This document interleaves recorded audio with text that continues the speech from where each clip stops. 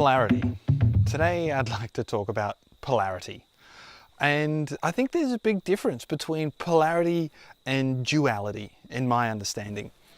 When I talk about or I hear about duality, it's this one or the other type of scenario where it's black or white. You're you're a racist or you're not a racist. You're a man or you're a woman, or there is this dualistic kind of world that gets put out there, and I just don't believe that things are either black or white. I remember when I was in primary school and we were learning about Parliament and that whole structure, right?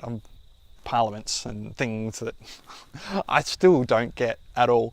But anyway, and so we were in primary school. It was probably year 6 or 7, so when I was probably 12, I guess. And we had to pick a side. We were either the Labor or the Liberal parties in Australia, or Democrats or Republicans in America, or I don't know what they have in the UK and other places, but that doesn't matter. The important thing is that you're supposed to choose one, right?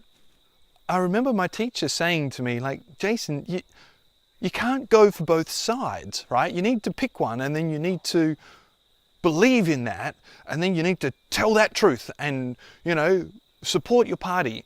It just didn't make sense, There isn't like one hard fast rule and another hard fast rule and that's it. There is no in between. And this is the idea for me, where it's not duality in black or white, but it's a polarity, where there is an extreme on this side and there's an extreme on this side, and there is all of this pathway in between. And that's where life gets so juicy, because it's not black or white, it's every single shade of grey that you can ever imagine, and then colour on top. What I'd like to do is I'd like to invite you to look at where you have a fixed rule about something, where you say, this is the truth.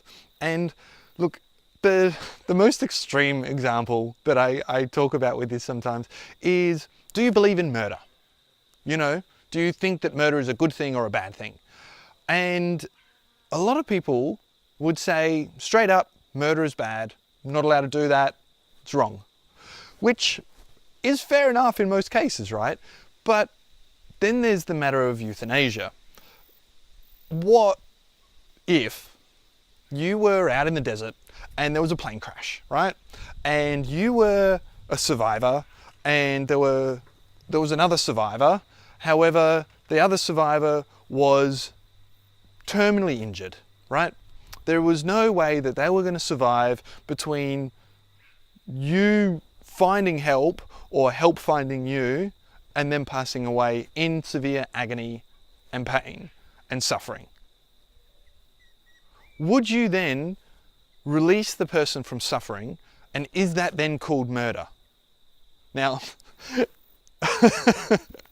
again, it's a bit of an extreme example, but you get my point, right? If we can tell that story for something like murder, then there's probably a lot of other things that we have an opinion on, that we believe are a certain way, that under certain circumstances, it doesn't actually apply. So I think that this is where we step out of dogma and we come into responding from our integrity and our authenticity, and really choosing what feels right in the moment, and not acting because this is the way that we've been taught that we should act.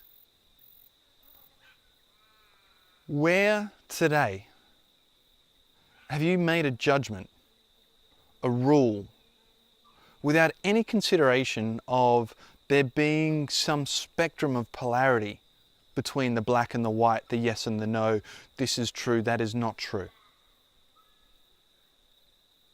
Think about it. And just remember that the space between the black and the white is where the American Indian lives. No, I'm kidding. The space between the black and the white is where the juiciness of life is.